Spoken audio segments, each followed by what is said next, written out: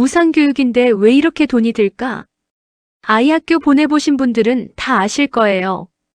무상교육이라고 해도 실제로는 들어가는 돈이 꽤 많습니다. 교복비, 참고서, 체험학습비, 방과 후 프로그램비, 심지어 학용품까지. 하나하나 합치면 한 학기에 수십만 원이 금세 나가죠.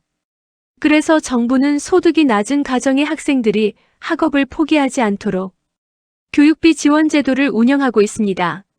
오늘은 그 중에서도 핵심 제도인 교육급여, 그리고 함께 받을 수 있는 방과 후 자유수강권과 지자체 추가 지원 제도까지 모두 정리해 드릴게요. 1. 교육급여란? 먼저 교육급여부터 알아볼게요. 이건 기초생활보장제도 안에 포함된 복지제도로 아이들이 돈 때문에 공부를 그만두지 않도록 학교 생활에 꼭 필요한 비용을 정부가 대신 내주는 겁니다. 쉽게 말하면 가정 형편 때문에 준비물을 못 사거나 교과서를 못 사는 일이 없게 하자는 취지예요. 교육급여는 전국 어디서나 동일한 기준으로 적용되고 지원 대상만 충족하면 누구든 받을 수 있습니다. 2.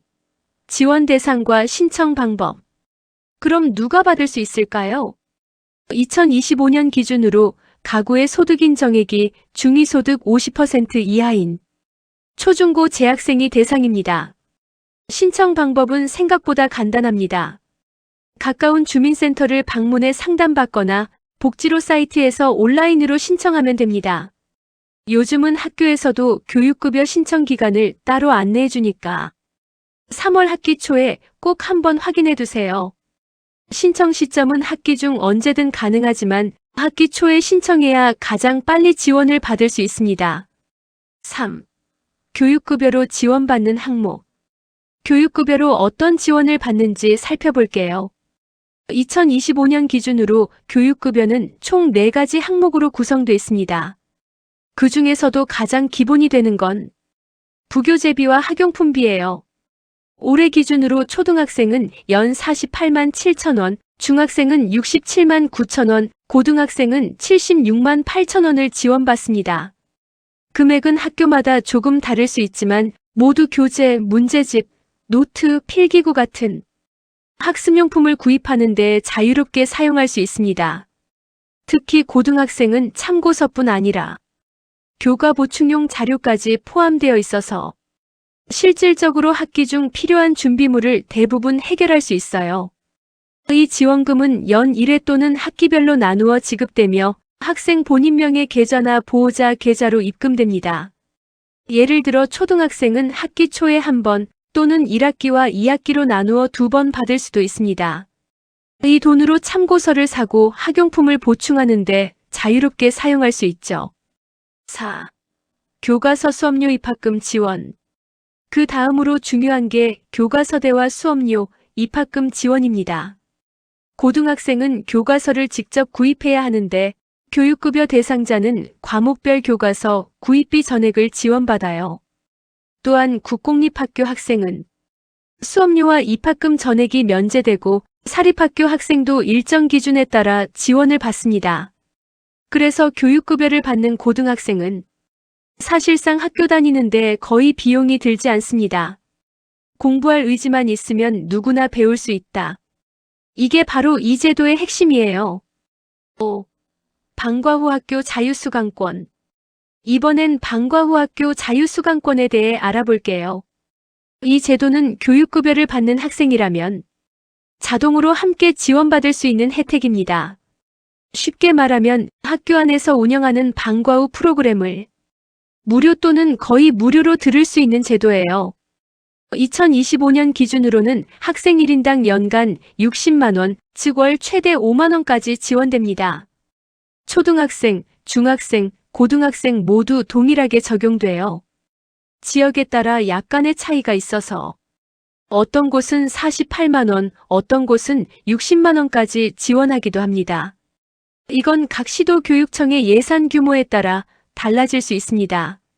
지원되는 항목은 꽤 다양합니다. 국어, 수학 같은 교과 보충은 물론이고 미술, 음악, 운동, 코딩, 로봇, 독서 프로그램 등 아이의 흥미와 재능을 살릴 수 있는 수업들이 포함돼요. 특히 이 지원금 안에는 강사료, 도서구입비, 교재비, 재료비까지 모두 들어있어서 학부모가 따로 부담할 게 거의 없습니다. 운영 방식도 간단합니다. 현금으로 받는 게 아니라 학교 시스템 안에서 수강할 때 자동으로 금액이 차감되는 방식이에요. 그래서 별도의 결제 절차 없이 학교 방과 후 프로그램을 자유롭게 이용할 수 있습니다. 아이 입장에서 보면 학교 안에서 안전하게 원하는 수업을 들을 수 있고 부모 입장에서는 사교육비 부담을 크게 덜 수 있는 효과가 매우 큰 제도입니다. 6. 지자체 추가 지원. 여기서 끝이 아닙니다. 대부분의 지자체에서는 추가로 교육비를 더 지원합니다. 예를 들어 교복비, 급식비, 체험학습비, 학습 준비물비 같은 항목들이 있어요. 서울시는 교복비를, 부산은 체험학습비와 교재비를 더 얹어주는 식이에요. 이건 지역별로 정말 차이가 큽니다. 그래서 반드시 거주지, 시군구청 홈페이지 공고문을 확인해야 합니다. 같은 교육급여 대상이라도 서울에 사는지 대전에 사는지에 따라 받을 수 있는 금액이 다를 수 있거든요. 언론 보도 내용보다는 반드시 공식 발표 자료로 확인하는 게 가장 안전합니다. 7. 신청 요령과 주의할 점. 신청할 때 주의할 점도 있습니다. 첫째, 소득 재산 기준 확인입니다. 중위소득 50% 이하라면 대부분 가능하지만 가구 구성원 수에 따라 금액이 달라지니 복지로 계산기를 활용해 미리 확인해 두세요. 둘째, 신청 누락 방지입니다. 주민센터에 서류 제출 후 학교나 교육청에서 추가 연락이 올 수 있습니다. 이때 회신을 늦게 하면 지급이 지연될 수 있어요. 셋째, 매년 재확인 필요입니다. 교육급여는 자동갱신이 아니고 소득 변동이 있으면 다시 심사받아야 합니다. 매년 초에 꼭 다시 신청하세요. 8. 몰라서 못 받는 일이 가장 많다. 한 예로 65세 이 씨는 손녀를 키우는 조부모 가정이에요. 경제적으로 여유가 많지 않았지만 학교에서 안내받고 교육급여를 신청했습니다. 그 결과 손녀는 참고서와 학용품을 지원받고 방과 후 미술 프로그램도 무료로 들을 수 있었어요.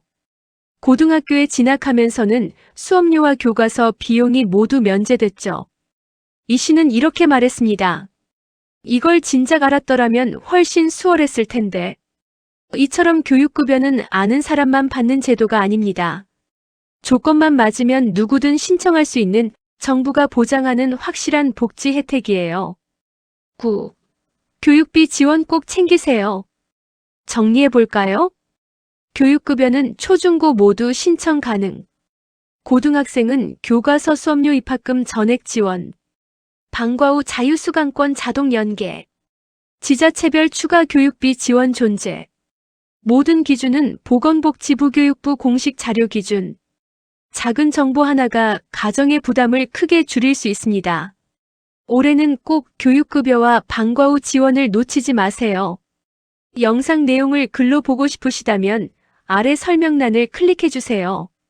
오늘 영상이 도움이 되셨다면 구독과 좋아요 꼭 부탁드립니다. 앞으로도 알기 쉽고 유익한 복지 정보로 다시 찾아뵙겠습니다. 시청해주셔서 감사합니다.